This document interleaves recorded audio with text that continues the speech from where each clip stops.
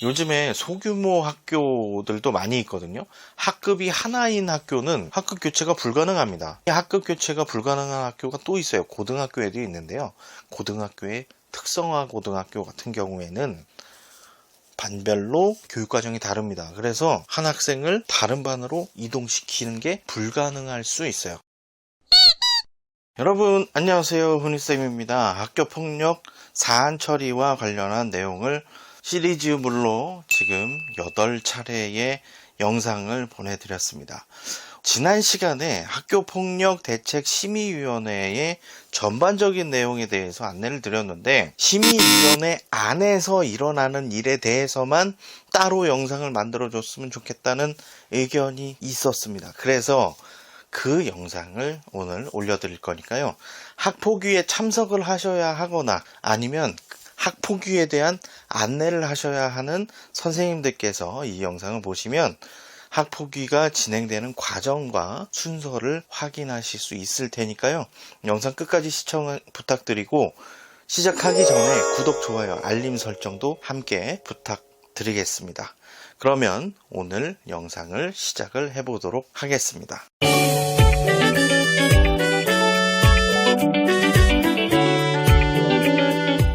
학폭위가 열리는 날입니다. 미리 피해 학생과 보호자 측에서 몇 월 며칠 몇 시에 어느 장소에서 학폭위가 열리니까 참석을 해주세요 라고 하는 안내문을 받으셨을 겁니다. 그렇죠. 해당 장소에 학생과 보호자가 출석을 하시면 되는데요, 피해 학생과 보호자 또 가해 학생과 보호자가 한날 한시에 같은 곳에 모이게 되잖아요. 그래서 시간을 달리 조정을 하기도 합니다. 그리고 대기실도 각각 따로 있는 경우가 대부분입니다. 마주쳤을 때 괜히 불필요한 에너지가 소모될 수 있기 때문이죠. 보통 피해 학생과 보호자 또 가해 학생과 보호자 둘 중에 어느 쪽이 먼저 들어가게 될까요? 네, 맞습니다.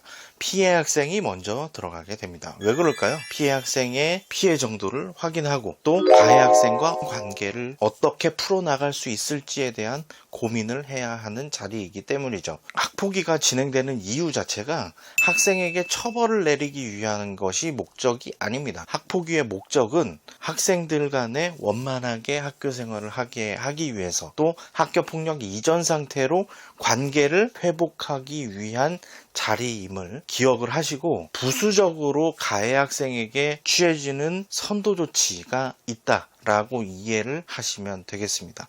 무조건적으로 가해 학생에게 징계를 주기 위한 자리는 아니다라고 말이죠. 그러면 피해 학생이 먼저 들어가게 되잖아요.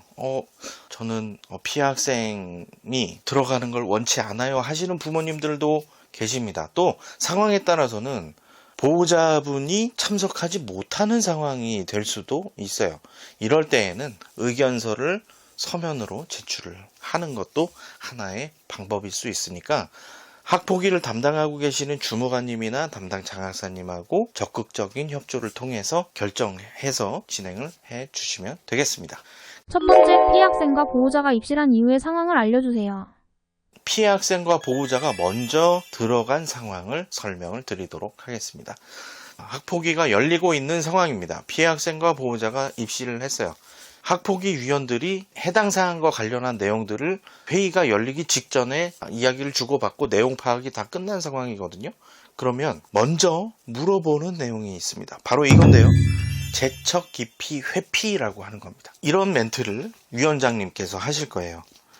자, 안건 심의에 앞서서 위원회 재척 기피 회피 여부를 확인하겠습니다. 간사님께서 재척 기피 회피에 대해서 설명을 해주시는데요, 재척에 해당하는 요건을 살펴보도록 하겠습니다. 첫 번째가 위원이나 그 배우자 또는 배우자였던 사람이 해당 사건의 피해 또는 가해 학생의 보호자인 경우 또는 보호자였던 경우, 첫 번째 요건이고요. 두 번째는 위원이 해당 사건의 피해 학생 또는 가해 학생과 친족이거나 친족이었던 경우. 세 번째는 그 밖의 위원이 해당 사건의 피해 학생 또는 가해 학생과 친분이 있거나 관련이 있다고 인정되는 경우. 이때에는 심의에서 재척이 될 수 있습니다. 재척 사유는 이렇고요. 지금 제가 말씀드린 세 가지 요건에 해당되지는 않지만 저 위원이 나한테 불리한 진술을 할 수 있고 결정을 할 수 있다라고 생각이 들면 기피 신청을 하시면 됩니다. 그러면 위원회에서 기피를 받아들일 것인지 받아들이지 않을 것인지에 대한 판단을 하게 되고요. 마지막으로 회피라고 하는 것은 위원 스스로 이 사안과 관련해서 내가 관련된 일을 하고 있기 때문에 개인적인 사유로 인해서 이런 상황에서는 공정한 심의를 하기 어렵다라고 하는 결정을 스스로 하시게 되는 경우가 있습니다. 그때 회피를 하시게 되니까 제척 기피 회피에 대해서는 이렇게 알아두시면 되겠습니다. 다음으로 해당 사안과 관련한 간략한 이야기를 듣게 되는데요. 그 내용들 중에서 추가하거나 수정할 내용이 있으면 그때 말씀을 해주시면 됩니다. 그리고 질의응답이 이어지게 되고요. 질의응답이 끝난 이후에는 마지막으로 하고 싶은 이야기가 어떤 것이 있는지 물어보게 되는데요. 그때의 피해 학생과 보호자의 입장에서 학교 생활을 어떻게 하면 이전 상태로 되돌아가서 잘 할 수 있는지에 대한 이야기를 해 주시면 되겠습니다. 그리고 퇴장하셔도 좋습니다. 그러면 나가시면 되고요. 두 번째, 가해 학생과 보호자가 입실한 이후의 상황을 알려주세요. 다음으로 가해 학생과 보호자가 들어오게 됩니다. 가해 학생과 보호자가 들어와도 조금 전에 말씀드렸던 제척 기피 회피 사유에 대해서 이야기를 하게 되고요. 조금 전에 설명을 드렸기 때문에 다시 설명을 드리진 않겠습니다. 자, 피해 학생의 피해 사실에 대한 내용을 가해 학생과 보호자에게 확인을 합니다. 그 과정에서 어떤 부분들이 피해 학생에게 피해를 입게 했는지 그 내용들에 대한 질문을 하시게 될 거고요. 혹시라도 우리 아이가 또는 학생 스스로 이 부분에 대해서는 잘못 알고 있는 거다라고 생각이 들면 그 부분에 대해서는 충분히 어필을 하시면 됩니다. 이 사안과 관련해서 앞으로 학교 생활을 어떻게 할 것인지, 피해 학생과 관계는 어떻게 개선을 할 수 있는지, 재발 방지를 위한 약속은 어떤 것이 있는지, 보호자의 입장에서는 가해 학생의 가정 내에서의 지도를 어떻게 할 것인지 그런 내용들에 대해서 충분히 어필을 해주시고 발언을 해주시면 되겠습니다.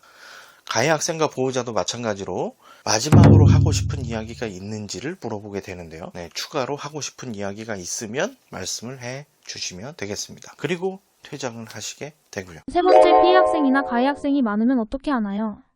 이 다음부터 어떤 일이 벌어지는지에 대해서도 간략하게 설명을 드리도록 하겠습니다. 먼저 피해 학생과 보호자 확인했고요. 또 가해 학생과 보호자 확인을 했습니다.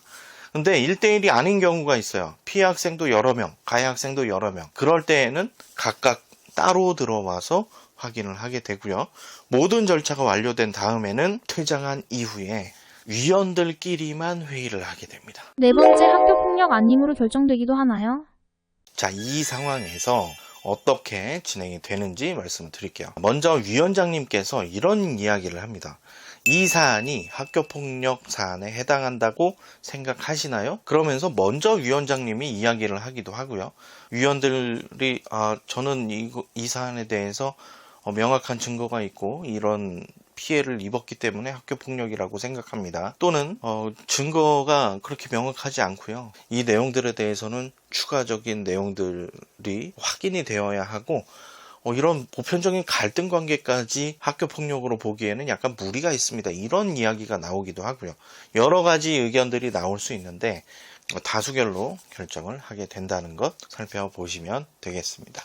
자, 다수결로 결정된 사안들 중에서 학교폭력 아님으로 결정이 되는 경우가 있어요. 그러면 그 자체로 그냥 종결입니다. 증거불충분 또는 재조사 또는 보류를 할 수도 있거든요.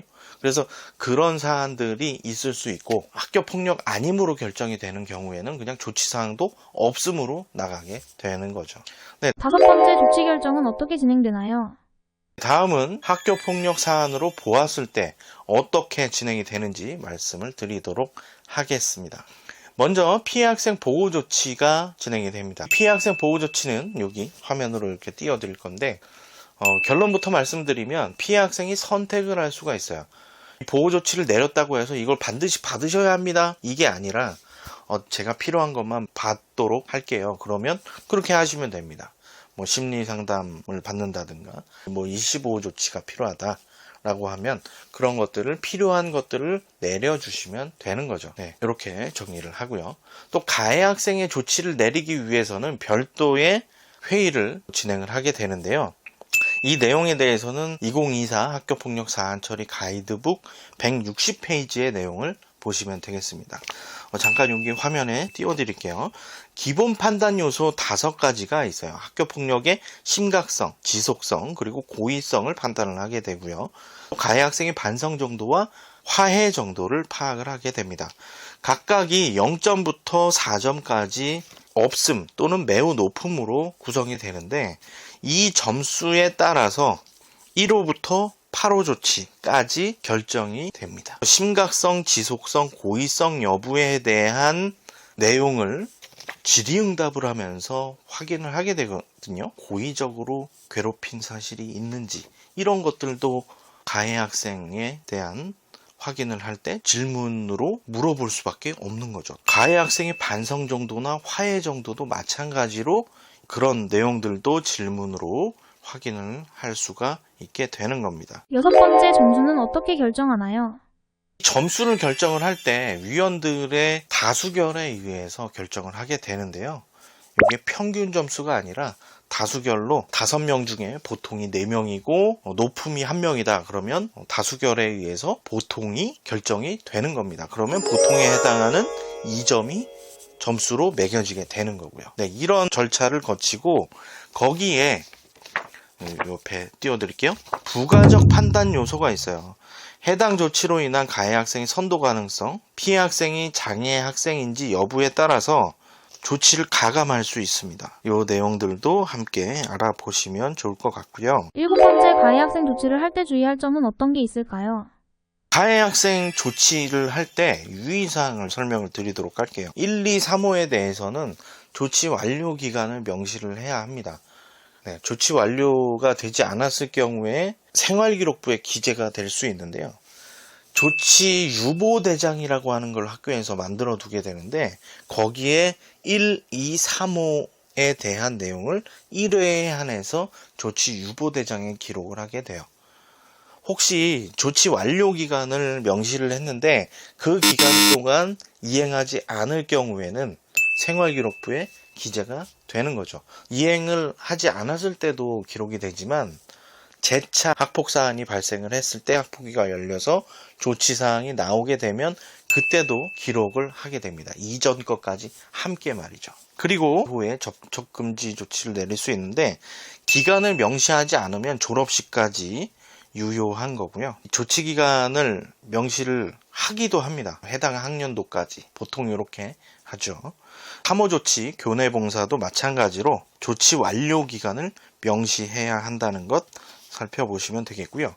사회봉사 그리고 특별교육 같은 경우에는 시간으로 명시를 하게 되는 겁니다. 그리고 1호를 제외한 조치는 특별교육 이수가 병가가 되고요. 보호자 특별교육도 함께 진행이 될 수 있다는 것 참고로 알아두시면 되겠습니다. 마지막으로 급교체 같은 경우에는 살펴보셔야 해요.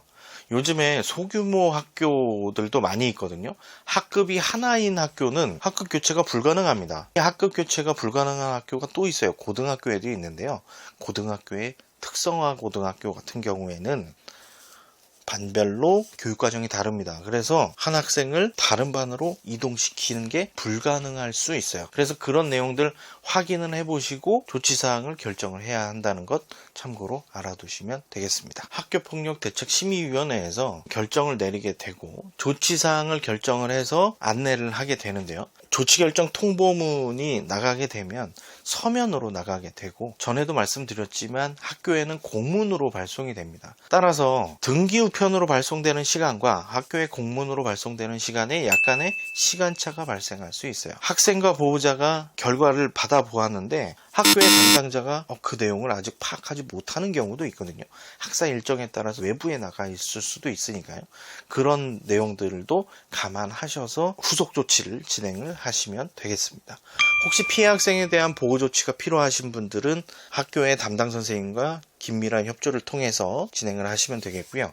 학교에서는 조치사항이 나오게 되면 가해 학생의 담임선생님께 부탁을 해서 학교폭력대책심의위원회의 조치사항이 나온 내용을 기록을 하셔야 하는데 이 기록하는 내용들이 조금 복잡하게 느껴지실 수 있습니다. 그래서 다음 영상에서 학교폭력대책심의위원회의 조치결정사항에 생활기록부 기록하는 내용들에 대한 영상으로 소개를 해드리도록 하겠습니다.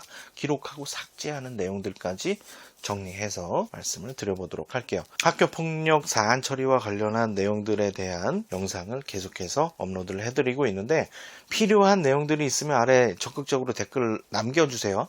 제가 추가로 영상을 만들어서 계속해서 업로드 해드릴 예정입니다. 학교폭력 사안뿐만이 아니라 교권보호위원회라든가 또 학생선도위원회, 생활교육위원회에서 진행되는 내용들도 필요한 내용들이 있으면 아래에다가 적극적으로 댓글 남겨주시면 영상으로 소통할 수 있는 기회 만들어 보도록 하겠습니다.